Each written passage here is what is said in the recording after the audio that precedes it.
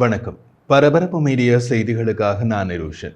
சிரியாவில் ஈரானிய தரையடி தளம் மீது இஸ்ரேலிய தாக்குதல் பற்றிய காணொலியொன்றை பரபரப்பு மீடியா யூடியூப் சேனலில் இன்று வெளியிட்டிருந்தோம்.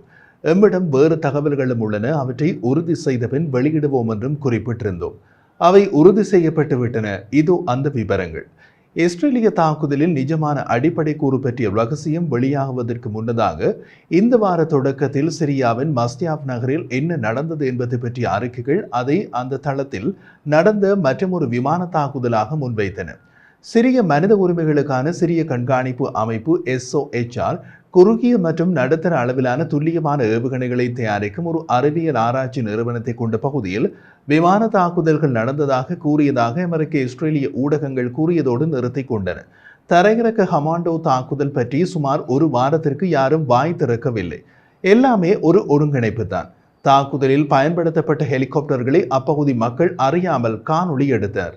அந்த காணொலியை நாம் இங்கு இணைக்கவில்லை, காரணம் அதில் ஒலி மட்டுமே உள்ளது. தாக்குதல்களை நடத்துவதற்கு முன் இஸ்ரேல் மூத்த அமெரிக்க அதிகாரிகளுக்கு அறிவித்துவிட்டே தாக்கியதாக தற்போது தெரிய வந்துள்ளது. ஞாயிற்றுக்கிழமை அமெரிக்க மத்திய கட்டளை தளபதி ஜெனரல் மைக் குரில்லா இஸ்ரேலிய பாதுகாப்பு படைகளின் வடக்கு கட்டளை தளத்தின் நிலத்தடி போர் அறைக்கு பயணம் செய்தார். அவருக்கு அங்கு வைத்து ஈரானிய இலக்கின் மீது தாக்குதல் நடத்தும் திட்டம் பற்றி முழு விவரங்களையும் கூறியிருக்கலாம். அங்கு அவருக்கு லெபனானுக்கான இராணுவத்தின் செயல்பாட்டு திட்டங்கள் வழங்கப்பட்டதாக இஸ்ரேலிய பாதுகாப்பு படைகள் தெரிவித்துள்ளன என்று ஊடகங்கள் தெரிவித்தன. அந்த நேரத்தில் உள்ளூர் சிறிய ஊடகங்களும் ஆரம்பத்தில் நடந்ததை முற்றிலும் விமான தாக்குதல் என்று அறிவித்தன. ஒரு சிறிய எதிர்க்கட்சி தொலைக்காட்சி சேனல் தான் முதலில் நேரில் கண்ட சாட்சிகளை மேற்கோள் காட்டி தரையிறக்க கமாண்டோ தாக்குதல் நடந்த தகவலை வெளியிட்டது.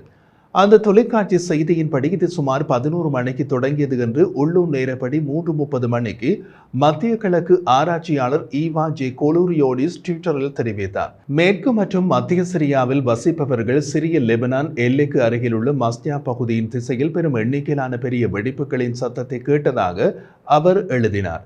இந்த குண்டுவெடிப்புகள் மஸ்தியாப் நகரில் சுமார் 1 மணி நேரம் நீடித்தது.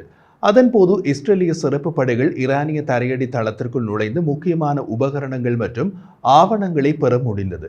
ஈரானிய தரையடி தளத்தை உள்ளே இருந்து சுரங்கப்பாதை வேறொரு இடத்திற்கு கொண்டு சென்றது. இந்த தாக்குதலில் 18 பொதுமக்கள் கொல்லப்பட்டனர் மற்றும் 37 பேர் காயமடைந்தனர் என்று அதிகாரப்பூர்வ சிரிய சானா செய்தி நிறுவனம் கூறியது. இது உள்கட்டமைப்பு, மின்சார நெட்வொர்க்குகள், தண்ணீர், தொலைபேசி, கழிவுநீர் இணைப்புகள், சாலைகள் மற்றும் இயந்திரங்களுக்கு பொருள் சேதத்தை ஏற்படுத்தியது. லெபனான் எல்லையில் ஹெஸ்போல்லாவும் இஸ்ரேலும் தொடர்ந்து துப்பாக்கி சூடு நடத்தி வரும் நிலையில் இந்த தாக்குதல் நடத்தப்பட்டது. கடந்த மாதம் லெபனானில் உள்ள ஹெஸ்போல்லா இலக்குகளுக்கு எதிராக இஸ்ரேல் ஒரு முன்னெச்சரிக்கை தாக்குதலை நடத்தியது. அது ஜூலை மாதம் 30ஆம் தேதி பெய்ரூட்டில் ஹெஸ்போல்லா ராணுவ தளபதி ஃபுவாட் ஷுக்ரின் படுகொலைக்காக ஜிகாதி குழுவிடமிருந்து எதிர்பார்க்கப்படும் தாக்குதலை எதிர்பார்த்திருந்தது. ஜூலை 31ஆம் தேதி டெஹ்ரானில் ஹமாஸின் உயர்மட்ட அரசியல் தலைவர் இஸ்மாயில் ஹனியே படுகொலை செய்யப்பட்டதற்கு பதிலடி கொடுக்கும் விதத்தில் ஈரானிய பதிலடி தாக்குதலின் பின்னணியில் இது தொடங்கப்பட்டது. இஸ்ரேலை தாக்கப் போவதாக ஈரான் மிரட்டியிருந்தாலும் அது இன்னமும் நடக்கவில்லை. இந்த வாரம் விமானம் தாங்கி கப்பலான USS தியோடோர் ரூஸ்வெல்ட் மற்றும் அதன் தாக்குதல் குழு மத்திய கிழக்கு பிராந்தியத்தை விட்டு வெளியேறி இன்பகாம் பகுதிக்கு புறப்பட்டது. USS ஆப்ரஹாம் லிங்கன் என்ற விமானம் தாங்கிய கப்பல் இயல்பான இருப்புடன் அந்த பிராந்தியத்தை விட்டு சென்றது. பென்டகானின் உயர்மட்ட செய்தி தொடர்பாளர் ரூஸ்வெல்ட் தாக்குதல் குழுவை நகர்த்துவது என்பது காலப்போக்கில் ஈரானின் அச்சுறுத்தல் குறைந்துவிட்டதாக அமெரிக்கா நம்புகிறது என்பதற்கான அறிகுறியா என்ற கேள்வியை தவிர்த்து விட்டார். இஸ்ரேலுக்கு பதிலடி கொடுக்க விரும்புவதாக ஈரான் சுட்டிக்காட்டியுள்ளது. எனவே நாங்கள் அந்த அச்சுறுத்தலை மிகவும் தீவிரமாக எடுத்துக்கொள்ளப் போகிறோம். மேலும் மத்திய கட்டளைத்தளம் மற்றும் ஐரோப்பிய கட்டளைத்தளம் மற்றும் பலவற்றில் வலுவான இருப்பை நாங்கள் தொடர்ந்து பராமரிக்கப் போகிறோம். அது மாறப்போவதில்லை என்று விமானப்படை மேஜர் ஜெனரல் பேட் ரைடர் செய்தியாளர்களிடம் கூறினார். இந்த தாக்குதல் ஈரானின் கணக்கீட்டை மாற்றுகிறதா அல்லது ஹெஸ்போல்லாவை அதன் தாக்குதல்களை அதிகரிக்க தூண்டுகிறதா என்பது தற்போது தெரியவில்லை. இந்த தாக்குதல் ஹெஸ்போல்லா மற்றும் ஈரானுக்கு பின்னடைவாக இருந்த போதிலும் அது எவ்வளவு மோசமாக காயப்படுத்தியது என்பதும் தெளிவாக இல்லை. பதிலடி தாக்குதல்கள் வரவிருக்கும் நாட்களில் பதிலளிக்கலாம். ஆனால் இதனால் ஏற்பட்ட சேதத்தின் நோக்கத்தை அறிந்து கொள்ள சிறிது நேரம் ஆகலாம். இதையெல்லாம் மனதில் கொண்டு ஈரானின் அணுசக்தி திட்டத்தை அழிக்க முயற்சித்தால் அல்லது குறைந்தபட்சம் அதை கடுமையாக சீரழிக்க முயற்சித்தால் IDF தனது உயரடுக்கு சிறப்பு நடவடிக்கை படைகளை எவ்வாறு பயன்படுத்த முடியும் என்பதை நாம் பார்க்க ஒரு வாய்ப்பாக சிரியாவில் நடந்த தரையடி ஏவுகணை தொழிற்சாலை தாக்குதல் உள்ளது. இந்த தளத்தை அழிப்பதும் முக்கியமான தளம் தொடர்பான நுண்ணறிவை பெறுவதும் இஸ்ரேலிய தாக்குதலின் முக்கிய குறிக்கோளாக இருந்தது.